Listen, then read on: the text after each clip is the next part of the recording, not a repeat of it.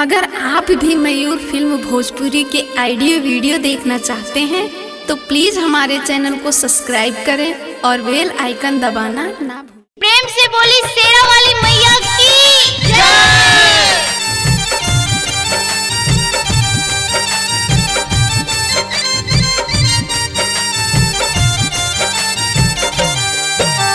Music Ayaan बाबू पंडितपुरा।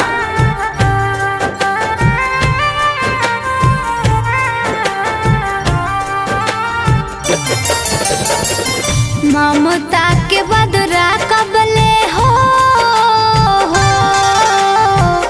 ममता के बदरा कबले बरसी है माई, दर्शन के नैना कबले तरसी है माई, दर्शन के नैना कबले तरसी है माई। ममता के बदरा कबले हो,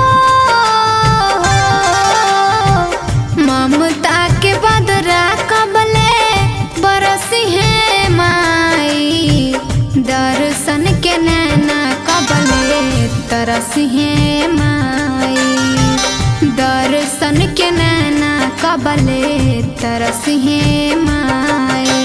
म्यूजिक अयान बाबू पंडितपुरा।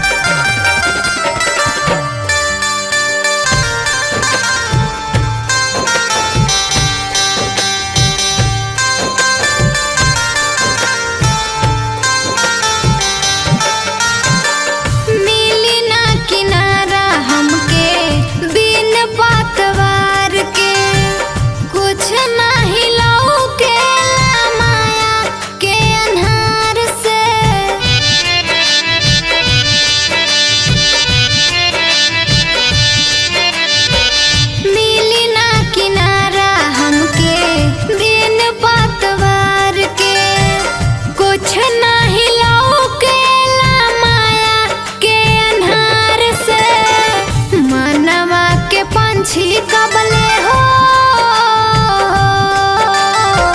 मनवा के पंछी कबले चहकी है माई, दर्शन के नैना कबले तरसी है माई, दर्शन के नैना कबले तरसी है माई।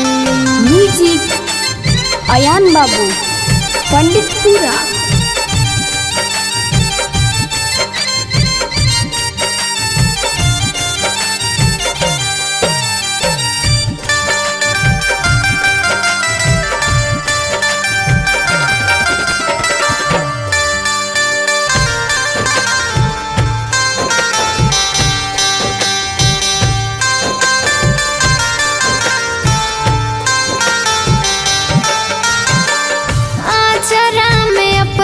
सारा दुनिया छिपावालू, कवन करनवा माई हमके बिसरावालू,